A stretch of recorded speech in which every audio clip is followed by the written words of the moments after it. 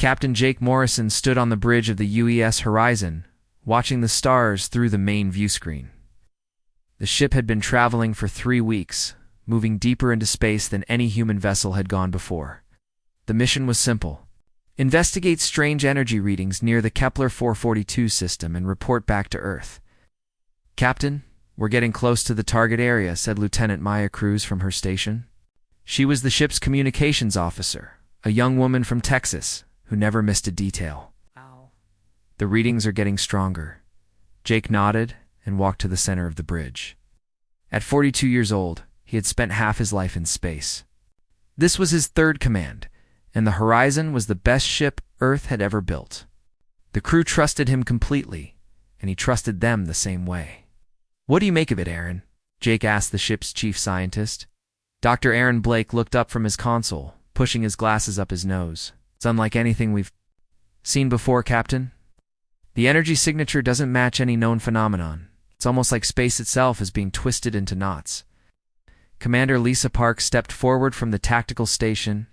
She was Jake's second in command, a tough woman from Colorado who had served with him for 5 years. "Sir, should we be concerned about safety? We're a long way from help if something goes wrong." Jake considered this. The Horizon carried 8 people, all of them depending on his decisions. But this was why they were here. Earth needed to know what was out there, especially if it posed a threat to human colonies. "We'll be careful," Jake said. "We didn't come all this way to turn back now. Take us closer, but keep our distance. Want to see what we're dealing with." The Horizon moved forward slowly. Through the view screen, the stars looked normal, but the ship's sensors told a different story. Something was out there, something that bent space and time in impossible ways. Captain Dr. Blake called out, his voice tight with excitement and worry. "I'm reading massive gravitational distortions ahead. It's like there's a black hole, but there's nothing visible causing it." "How is that possible?" Lisa asked. "I don't know," Aaron admitted. "The math doesn't work. We're seeing effects without a cause." Jake felt a chill run down his spine. 20 years of space travel, he had learned to trust his instincts. Right now, those instincts were telling him to be very careful. "Maya, send a message back to Earth," he ordered. "Hey, tell them we've found the source of the energy readings.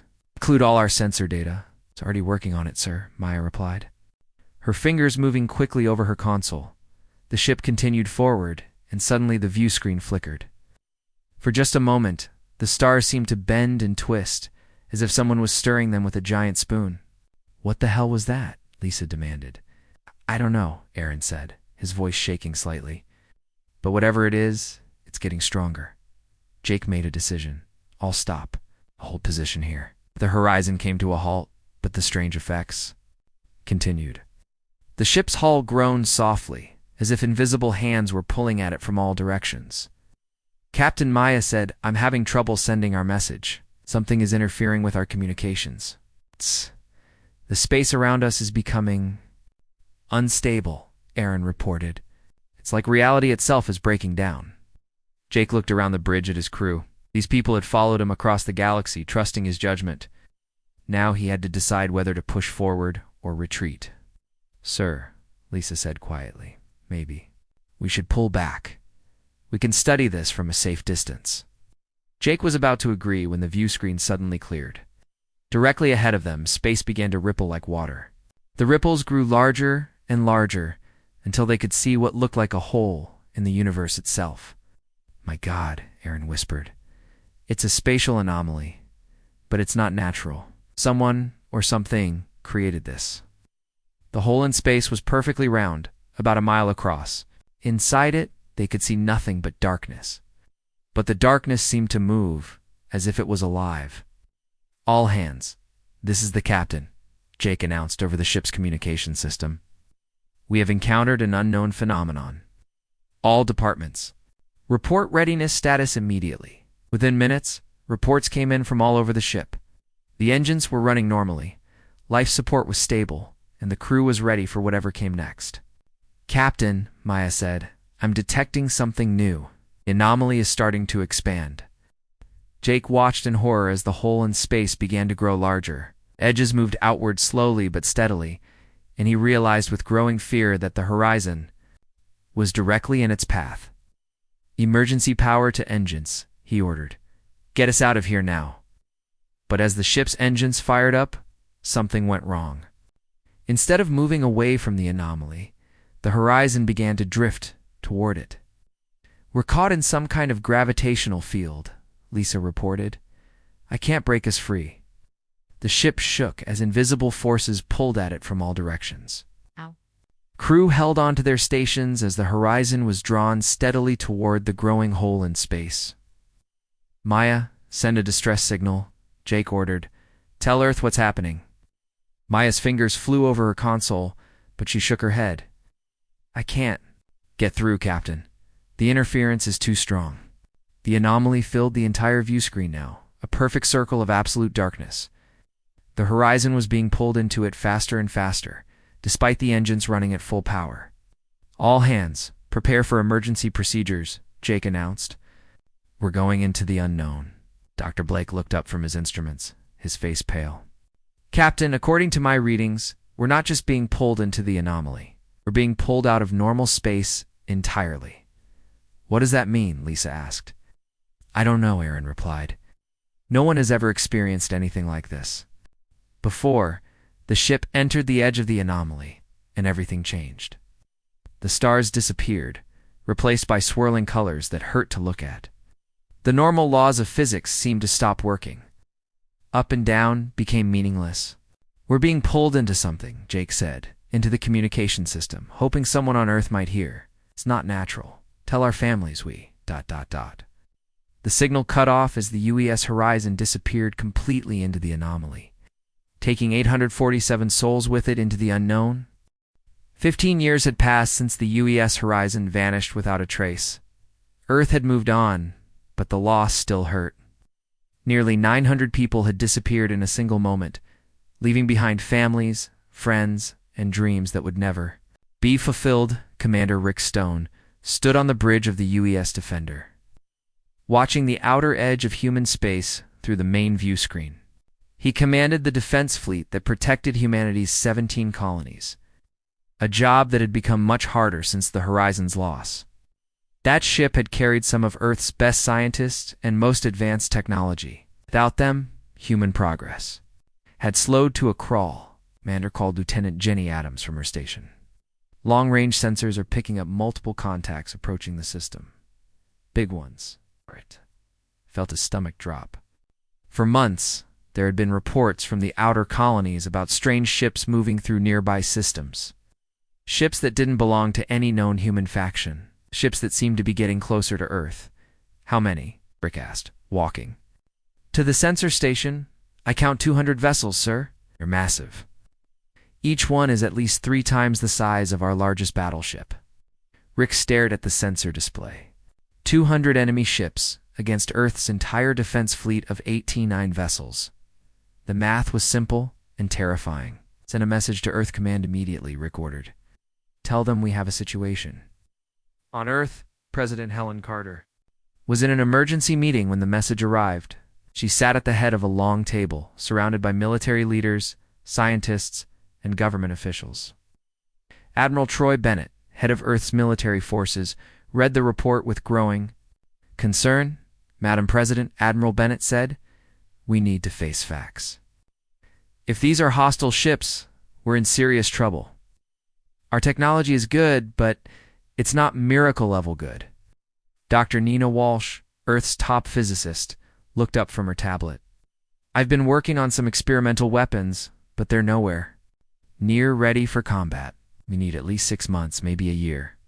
"We might not have 6 hours," President Carter replied grimly. Back in space, Commander Stone watched as the alien fleet moved closer. The ships were unlike anything humans had ever seen. They were dark, angular vessels that seemed to absorb light rather than reflect it. Each one bristled with weapon systems that looked far more advanced than anything in Earth's arsenal. "Sir," Lieutenant Adams said, "we're receiving a transmission from the lead ship." "Put it through," Rick ordered. The view screen flickered, and suddenly they were looking at something that made everyone on the bridge take a step back. The alien was tall and thin, with gray skin and 4 arms. Its face was hard and cruel, with black eyes that seemed to look right through them. "I am War Prime Zektar of the Vorthan Empire," the alien said in perfect English. "You will surrender your worlds immediately, or we will take them by force." Rick found his voice. "Yes. This is Commander Stone of the Earth Defense Force. We don't know who you are, but human space is protected. Turn your ships around and leave." The alien made a sound that might have been laughter. "Protected by what? Your tiny fleet? We have conquered 47 star systems. We have destroyed species far more advanced than yours. You have 72 hours to surrender, or every human world will burn." The transmission cut off, leaving the bridge in stunned silence. "Sir," Lieutenant Adams whispered, "what do we do?" Rick looked at his crew, then at the massive alien fleet on the sensor display. "We do our job. We protect Earth." On Earth, the news of the alien ultimatum spread quickly. President Carter addressed the world from the emergency command center. Deep beneath the Capitol, her words were broadcast to every human colony, every ship, every outpost. "My fellow humans," she said, "we face the greatest threat in our history. An alien empire has demanded our surrender. They've given us 3 days to comply or face destruction." She paused, looking directly into the camera. "We will not surrender. We will not bow to threats. Humanity has faced extinction before, and we have always found a way to survive. We will find a way now." But privately, President Carter knew the truth. Admiral Bennett had shown her the numbers. The Vorthan fleet could destroy every human ship and still have enough firepower left to crack planets. Earth's weapons were no match for alien technology that could travel between stars in days, instead of months. Dr. Walsh worked frantically in her laboratory, trying to weaponize experimental technology that had never been tested. Her team of scientists pushed themselves to their limits. Everyone knew they were fighting against time and impossible odds. Commander Stone gathered his fleet at the edge of human space. 89 ships against 200. Brave men and women who knew they were probably going to die, but who refused to run. They had families to protect, worlds to defend, and a duty that went beyond personal survival. "All ships," Rick announced over the fleet communication channel. "This is Commander Stone. I won't lie to you. The odds are bad. These aliens have better ships, better weapons, and more experience. But they made one mistake. They threatened humanity." He paused, looking around his own bridge at the crew members who had volunteered to stand with him. "We might not be the strongest species in the galaxy. We might not have the best technology, but we have something they don't understand. We have each other. When humanity is threatened, we stand together. We fight together. If necessary, we die together." The fleet moved into defensive positions around Earth's outer system. Fighter pilots checked their weapons one last time. Gunners loaded their cannons with the best ammunition Earth could produce. Engineers made final adjustments to shields and engines. As the second day passed, reports came in from the outer colonies. The Vorthan fleet was massive beyond imagination. Their ships carried weapons that could destroy entire cities with a single shot. They had conquered dozens of worlds, enslaving or destroying every species they encountered. On the third day, as the Vorthan ultimatum neared its end, Admiral Bennett stood in Earth's command center surrounded by screens showing the approaching enemy fleet. President Carter was beside him, along with Dr. Walsh and the other leaders who would guide humanity through its darkest hour. "Madam President," Admiral Bennett said quietly, "they'll be in weapons range in 6 hours." President Carter nodded. "Then we make our stand. Signal the fleet. Tell them to prepare for battle."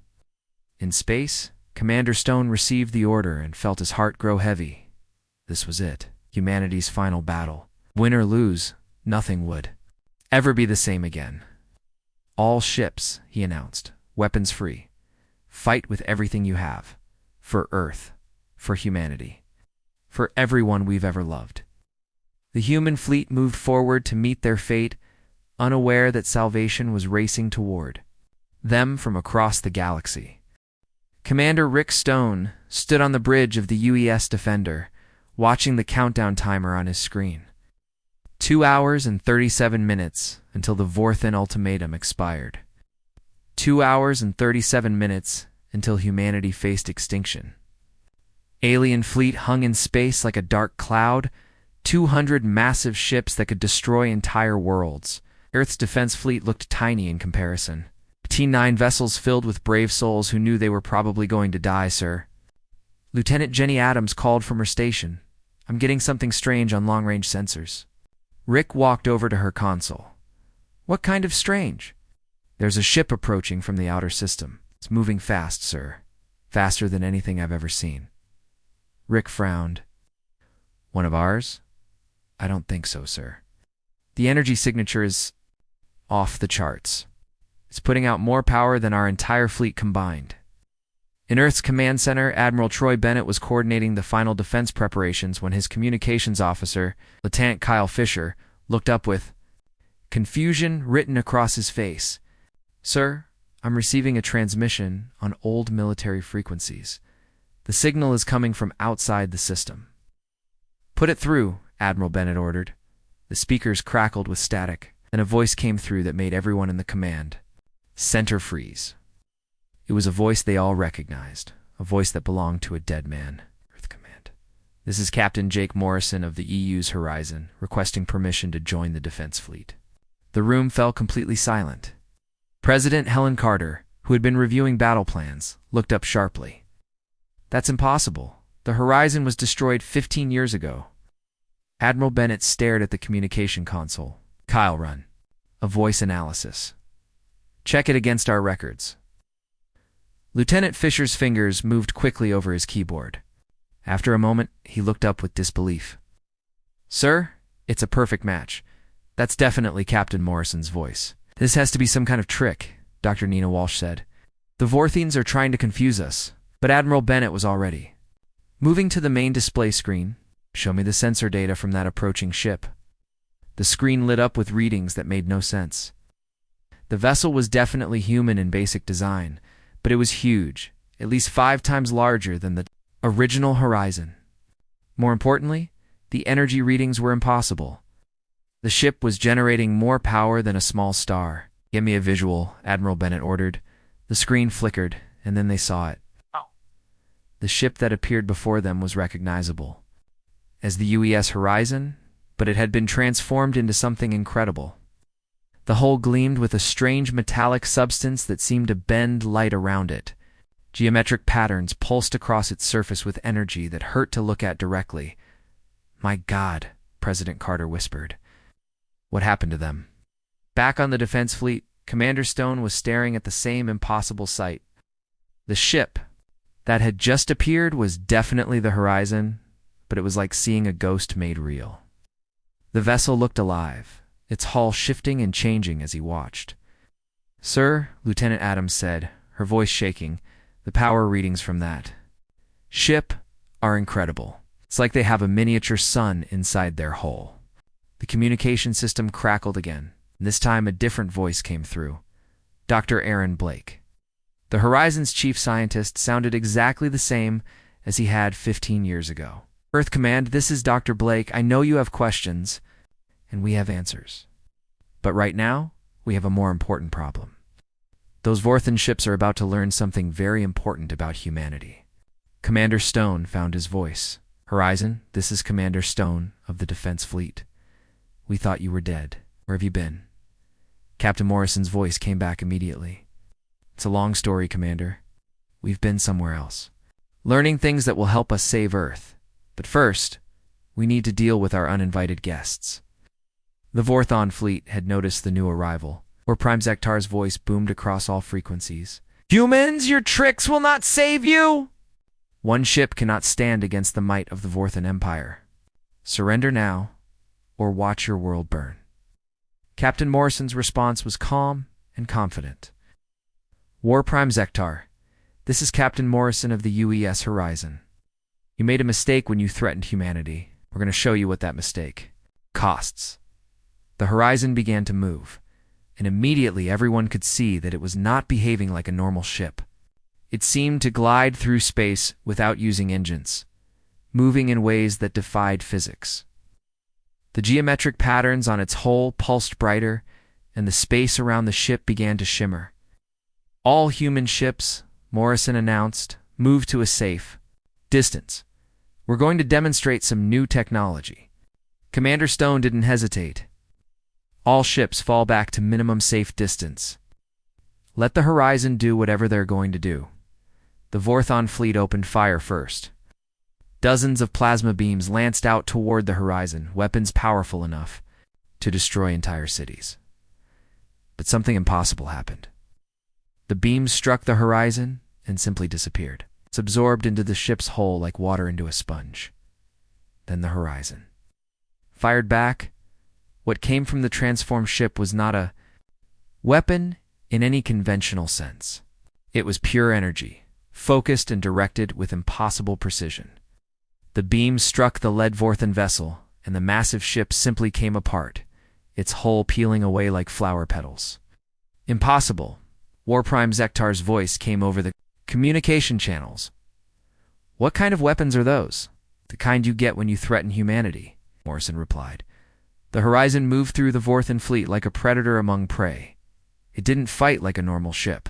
Instead, it seemed to appear in multiple places at once, phasing in and out of existence. Weapons fire passed right through it, while its return shots hit with devastating accuracy. But the most shocking thing was that the Horizon wasn't trying to destroy the Vorthon ships. Instead, it was systematically disabling them, taking out their weapons while leaving their life support systems intact. Earth Command, came Commander Lisa Park's voice from the Horizon. We're not the same people who left 15 years ago. We've learned things, seen things, that changed us. But we're still human, and we still remember who we're fighting for. Within minutes, half the Vorthon fleet was disabled. The remaining ships began to retreat, but the Horizon was faster than anything they had ever seen. It moved through space like it was swimming through water, reaching ships that were trying to escape and disabling them with surgical precision. Dr. Blake's voice came over the communication system again. Earth Command, we need to talk. There are things you need to know about what's coming, about what humanity needs to become. But first, let's finish dealing with our guests. The battle, if it could even be called that, was over in less than an hour. The entire Vorthon fleet was disabled, floating helplessly in space. Not a single human ship had been lost, and the Horizon had barely seemed to exert itself. Warprime Zektar's voice came through one final time, filled with confusion and fear. What are you? How did you become so powerful? Captain Morrison's response was simple and direct. We became what we needed to be. Now you're going to learn what happens when you threaten the wrong species. The impossible had happened. The dead had returned, and they had brought gifts that would change everything. Humanity was no longer the weak, struggling species that had been facing extinction just hours before. They had become something new, something powerful, something that could stand against any threat. But as the crew of the Horizon prepared to explain what had happened to them, everyone knew that this was just the beginning. The galaxy was about to learn that humanity had evolved far beyond what anyone had imagined possible. The disabled Vorthon fleet floated helplessly in space, while the UA's Horizon moved among them like a guardian watching over prisoners. In Earth's command center, President Helen Carter sat at the conference table with Admiral Troy Bennett and Dr. Nina Walsh, all of them staring at the communication screen that showed Captain Jake Morrison's face. He looked exactly the same as he had 15 years ago, not a day older. But his eyes were different. They held knowledge and experiences that seemed impossible for any human to possess. Captain Morrison, President Carter said, "We need to know what happened to you. Where have you been for 15 years? Jake smiled, but it was a sad smile. Madam President, we've been in a place that doesn't exist in normal space. A pocket dimension where time moves differently, and the laws of physics are more like suggestions than rules." Dr. Walsh leaned forward. "That's impossible. Pocket dimensions are theoretical at best. So, was faster than light travel until we figured it out," Jake replied. Dr. Blake, would you like to explain? The screen split to show Dr. Aaron Blake, who also looked unchanged from 15 years ago. "When we were pulled into that spatial anomaly, we weren't destroyed. We were transported to a realm that exists between dimensions. The beings who live there call themselves the Architects." Admiral Bennett frowned. Beings? You mean aliens? Not exactly, Aaron continued. The architects are what's left of a species that existed millions of years ago. They evolved beyond physical form, becoming pure consciousness. They've been watching the galaxy for eons, waiting for the right species to share their knowledge with. And they chose humanity? President Carter asked. They chose us because of how we responded to the impossible, Jake explained. When we were pulled into their realm, we didn't panic. We didn't try to fight what we couldn't understand. Instead, we adapted. We learned. We asked questions. Commander Lisa Park's voice joined the conversation. The architects told us about the cycle that repeats throughout the galaxy. Young species develop space travel, expand to other worlds, and then encounter older, more aggressive civilizations. Most are destroyed or enslaved. Only a few ever break free from the cycle. Dr. Blake's image became clearer on the screen. Architects have been looking for a species with the right combination of curiosity, adaptability, and moral flexibility. They've watched dozens of civilizations fall to empires like the Vorthins. They decided it was time to intervene. So they gave you advanced technology? Dr. Walsh asked. They gave us much more than that, Jake replied. They shared the accumulated knowledge of every species they've ever encountered. Technology that would normally take millions of years to develop. But more importantly, they changed us. The screen shifted to show the interior of the horizon. The bridge looked nothing like it had 15 years ago. The walls seemed to be made of living metal that pulsed with soft light. Crew members moved around stations that responded to their thoughts rather than their touch. Lieutenant Maya Cruz stepped into view. And like the others, she looked exactly as she had 15 years ago.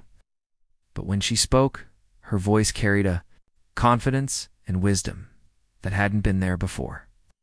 The enhancement process took years, she explained.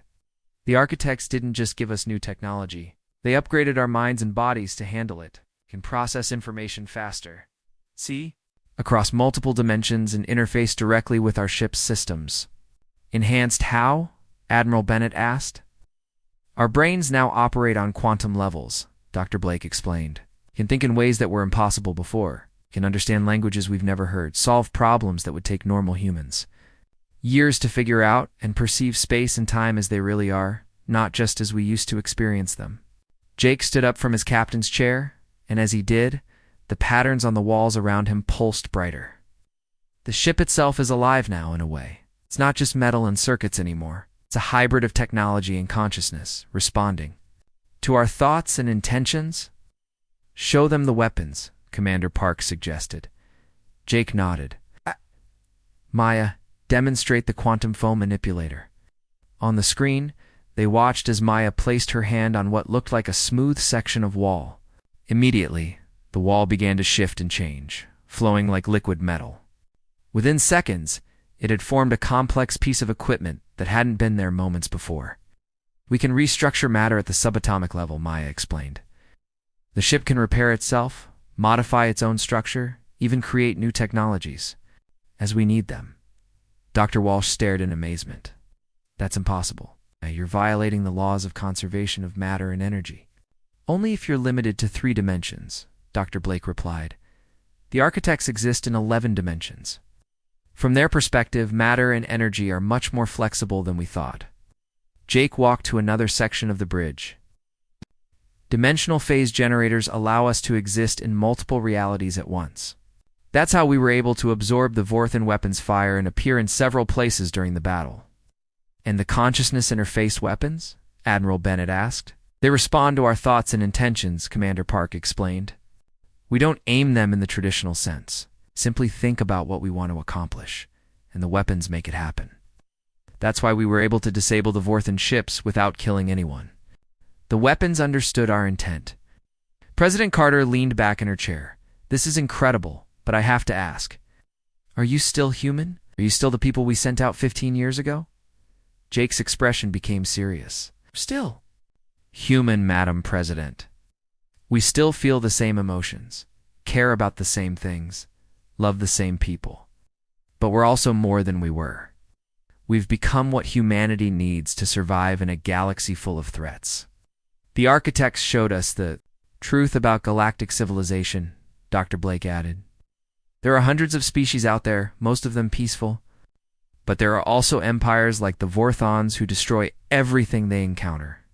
Someone needs to stop them. That someone is us, President Carter asked. That someone is humanity, Jake replied. The architects chose us because we have something most species lack. And faced with impossible odds, we don't give up. We find a way to adapt, to overcome, to protect what we care about. Maya stepped forward. The enhancement process isn't limited to our crew. The architects are willing to share their gifts with all of humanity, but it has to be done carefully, gradually. Too much too fast could destroy the very humanity we're trying to preserve. What do you need from us? Admiral Bennett asked. Time, Jake replied, and trust. We need to work together to integrate this technology into human society. Some people will need to be enhanced to handle the more advanced systems. Others will work with traditional technology, upgraded with new capabilities. Commander Park's image appeared on the screen. The most important thing is that we're still fighting for the same cause we always have.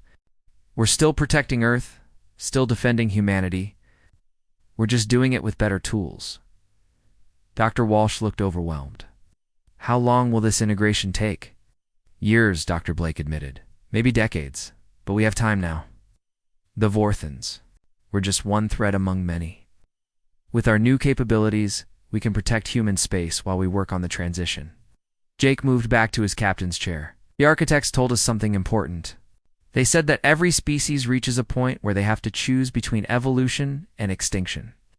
Today, humanity made that choice. We chose to evolve. And the Vorthons? President Carter asked. They'll be dealt with, Jake replied. Not destroyed. Part of our evolution is learning that strength doesn't always mean violence. We'll give them a chance to change, to become something better than they were. The communication ended, leaving the Earth's command center in stunned silence. Outside, the stars looked the same as they always had. But everyone knew that humanity had just taken its first steps into a larger universe. Armed with knowledge and power beyond imagination, the age of human expansion was about to begin. And this time, humanity would not be the prey. Warprime Zektar sat in his command chair aboard the disabled Vorthon flagship, staring at the viewscreen in disbelief. His mighty fleet, the terror of 47 star systems, was floating helplessly in space, not destroyed but completely powerless. The humans had done something impossible, Warprime. His tactical officer said, Our weapons are offline, but our sensors still work. That human ship is approaching. Zektar watched as the EU's horizon moved toward his vessel. The ship didn't travel like anything he had ever seen. It seemed to flow through space like liquid, appearing solid one moment and translucent the next. The geometric patterns on its hull pulsed with energy that made his eyes hurt to look at directly. Open a channel, Zektar ordered. I want to speak to whoever commands that vessel. The screen flickered, and Captain Jake Morrison appeared. The human looked calm and confident, not like someone who had just faced impossible odds. Behind him, the bridge of his ship looked alive, with walls that seemed to breathe and respond to the crew's movements. Warprime Zektar, Jake said, we need to talk. What are you? Zektar demanded. What have you become? We became what we needed to be, Jake replied. The question is, what do you want to become? On Earth, President Helen Carter watched. The conversation from the command center, around her, military leaders and scientists tried to understand what they were seeing. The power readings from the horizon were beyond anything they could measure. The ship seemed to exist in multiple dimensions at once. Admiral President Carter said to Troy Bennett, What's our status? All human ships are safe, Admiral Bennett replied. The horizon disabled the entire Vorthon fleet without destroying a single vessel. No human casualties, and as far as we can tell, minimal Vorthon casualties as well. Dr. Nina Walsh looked up from her instruments. The energy patterns from the horizon are incredible. They're manipulating space-time itself. This isn't just advanced technology. This is something completely beyond our understanding. Back on the horizon, Lieutenant Maya Cruz worked at her station, but not in any way that made traditional sense. Her hands moved over surfaces that responded to her thoughts, and information flowed directly into her mind.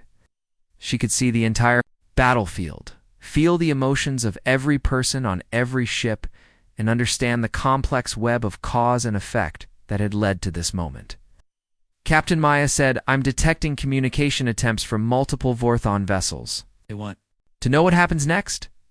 Jake nodded. "Put me through to the entire Vorthon fleet." The communication system connected him to all 200 disabled ships. Thousands of Vorthon warriors heard his voice at the same time. "Soldiers of the Vorthon Empire," Jake began. "You came here to conquer humanity. You thought we were weak, easy prey for your expansion. You were wrong." Commander Lisa Park stood beside the captain's chair, monitoring the tactical situation. Her enhanced senses could detect the fear and confusion coming from the Vorthon ships. These warriors had never encountered anything like this before. They had built their entire culture around being the strongest, the most advanced, the most feared. Now they were helpless before a species they had considered primitive. "But we're not going to destroy you," Jake continued. "We're going to offer you something better than conquest. We're going to offer you evolution." War Prime Zektar's image appeared on the main screen. "What do you mean?" Dr. Aaron Blake stepped forward. Right. "From other species, enslaving or destroying them. Oh. But there's a better way. The beings who enhanced us showed us the truth about galactic civilization. There's enough resources, enough space, enough knowledge for everyone. Conquest isn't necessary." "Impossible," Zektar replied. "The strong must dominate the weak. That is the way of the universe. That's the way of fear," Jake corrected. "The way of species who are afraid they won't have enough, won't be strong enough, won't survive. But when you have the power to create, instead of just taking, those fears become meaningless." To demonstrate his point, Jake nodded to Maya. She placed her hand on her console, and the space around the horizon began to change. Matter appeared from nothing, forming a complex structure that hadn't existed moments before. Within minutes, a complete space station materialized, equipped with everything needed to support life. "We can create entire worlds," Jake explained. "We can generate unlimited energy, build habitats in empty space, even restore dead planets to life." I fight over resources when you can create them. The Vorthon fleet watched in stunned silence as the horizon demonstrated capabilities that seemed godlike. The ship could manipulate matter and energy as easily as a child playing with toys, could appear in multiple places at once, phase through solid objects, and generate power that dwarfed entire star systems. "This is some kind of trick," Zektar said, but his voice lacked conviction. Commander Park activated another system. Suddenly, the Vorthon sensors detected something impossible. The dead planets in the outer system were coming back to life. Atmospheres were forming, oceans were appearing, and the barren worlds were becoming garden paradises. "No trick," Park said. "This is what evolution looks like. This is what happens when a species chooses growth over destruction."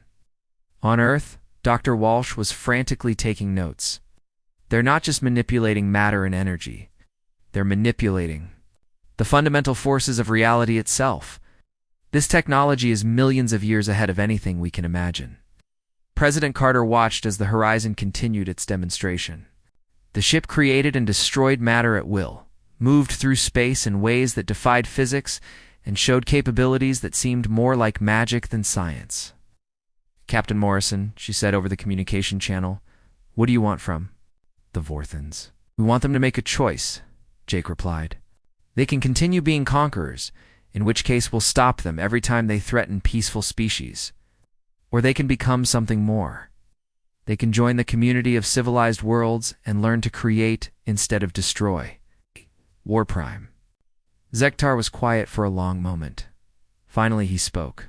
"And if we refuse, then you'll discover that humanity makes very determined enemies," Jake said simply.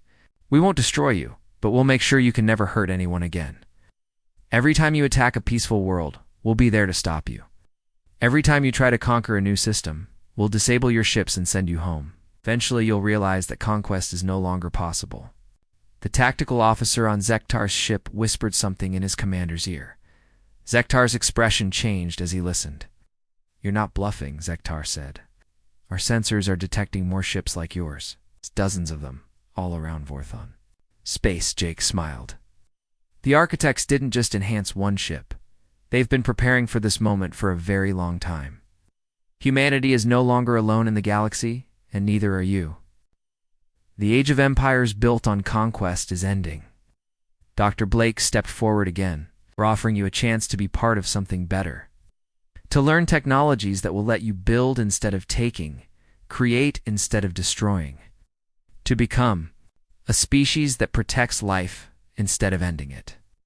What would we have to do? Zektar asked. Start by releasing all the worlds you've conquered, Jake said.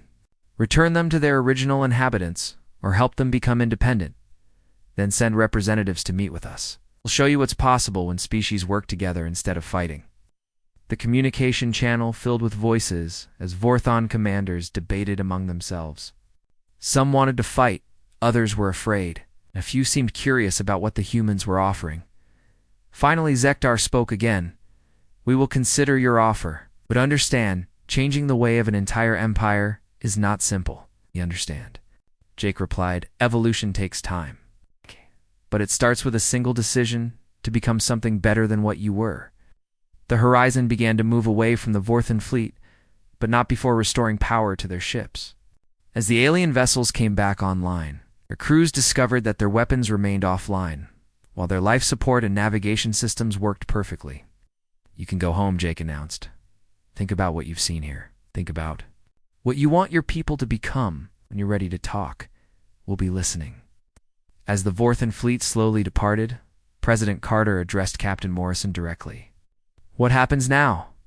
Now we begin the real work, Jake replied. Protecting. The galaxy is just the first step.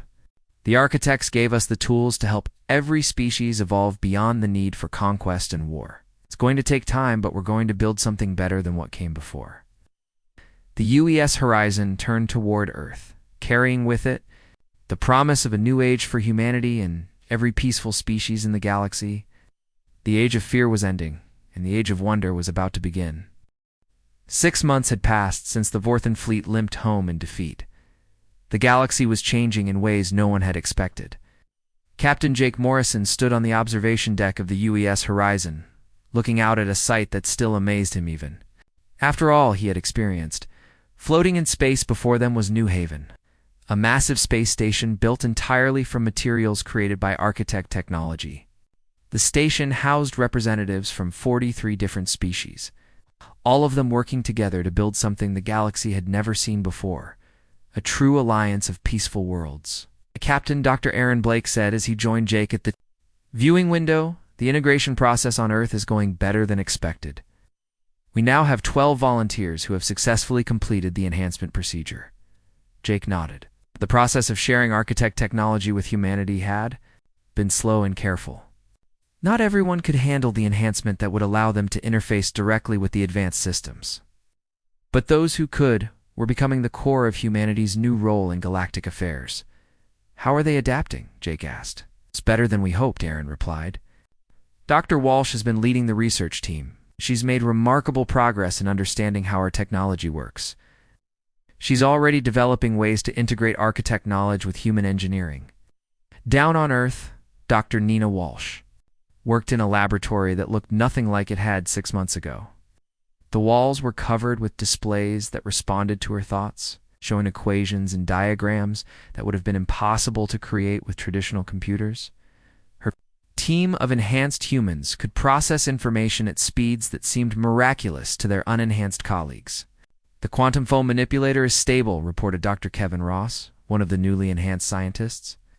We can now create basic materials without needing the Horizon's more advanced systems. Dr. Walsh smiled as she watched her team work. Enhancement process had changed them, but they were still recognizably human.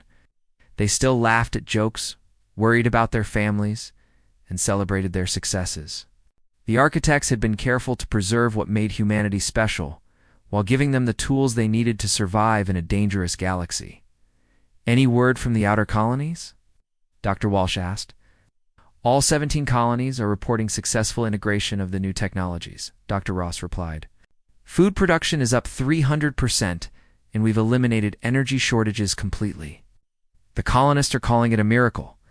Back on the horizon, Commander Lisa Park was coordinating with the growing fleet of enhanced human vessels.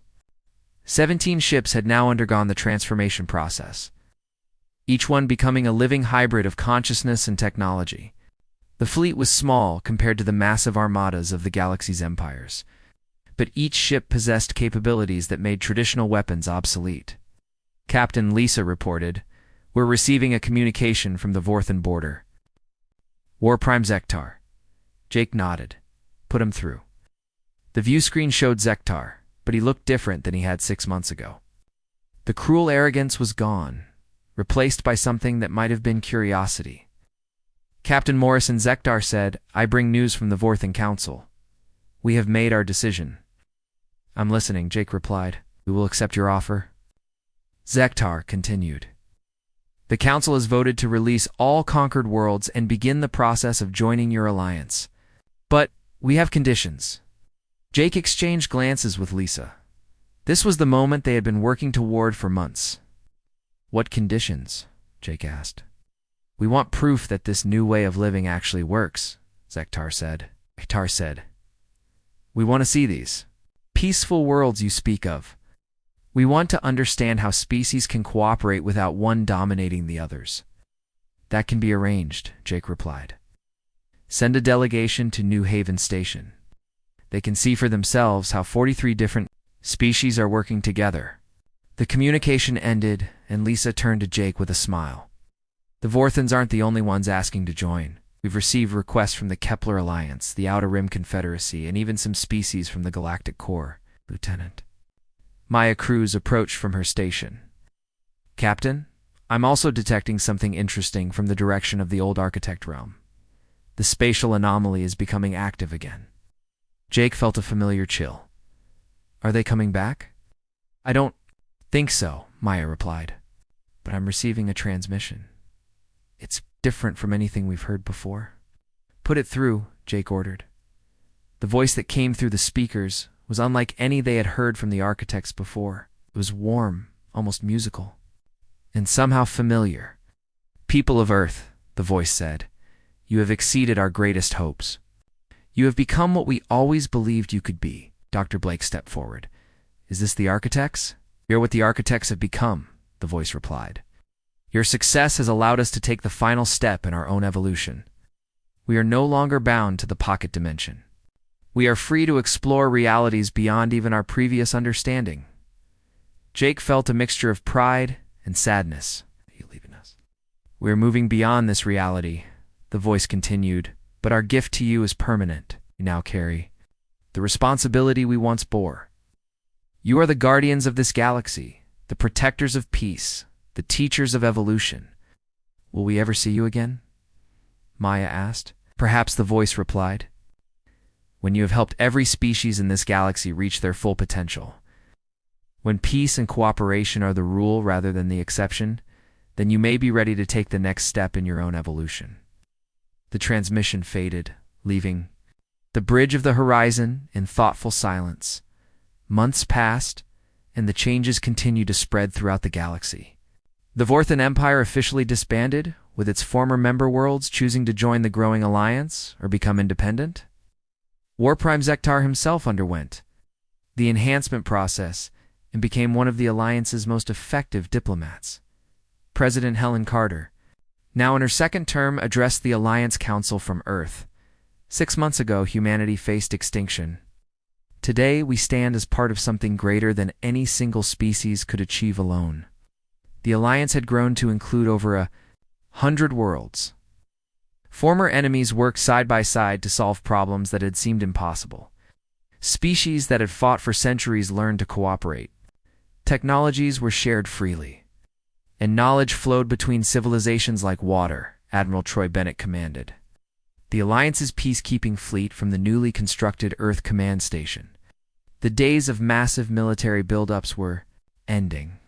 Instead of armies, the Alliance sent teachers, scientists, and engineers to help struggling worlds develop their potential. Admiral reported Captain Susan White from the enhanced vessel U.S. Unity, "We've received a distress call from the Rigel sector. An aggressive species called the hegemony is attacking peaceful colonies. Dispatch the Second Fleet, Admiral Bennett ordered. Standard protocol. Disable their weapons, capture their leadership, and offer them the choice. It had become the Alliance's standard approach to aggression. Rather than destroying enemies, they offered them the chance to evolve beyond the need for conquest. Most accepted the offer once they saw what cooperation could accomplish. On the horizon, Captain Morrison stood once again at the observation window. But now he wasn't looking at empty space. The view showed dozens of ships from different species, all working together to build a new kind of civilization. Dr. Blake joined him, as he had so many times before. "Any regrets?" Aaron asked. Jake thought about the question. They had given up their normal human lives, undergone changes that made them something more than what they had been. They could never go back to being the simple explorers who had left Earth 15 years ago. "No regrets," Jake said finally. "We became what humanity needed us to become. And look what we've accomplished." Commander Park approached with a report. "Captain, we're receiving confirmation from the Outer Rim. The last of the aggressive empires has agreed to join the Alliance. The galaxy is officially at peace for the first time in recorded history." Jake smiled. It was the dream that had seemed impossible when they first encountered the architects. A galaxy where different species worked together instead of fighting, where knowledge was shared instead of hoarded, where evolution was a choice rather than an accident. "What's our next assignment?" Jake asked. "Long-range sensors have detected signals from the Andromeda Galaxy," Lisa replied. "It appears there are civilizations there that might benefit from what we've learned." Jake looked out at the stars, thinking about the vast universe beyond their galaxy. Somewhere out there, other species were probably facing the same challenges humanity had once faced. They were probably afraid, probably fighting each other for resources, probably wondering if they would survive long enough to reach their potential. "Set course for the edge of the galaxy," Jake ordered. "It's time to see what's beyond our borders." The U's horizon turned toward the unknown, carrying with it the hope and wisdom of 1,000 worlds. Humanity had begun its journey as explorers. Seeking knowledge, it evolved into guardians protecting peace. Now they were ready for their next transformation. Teachers helping other galaxies discover their own potential.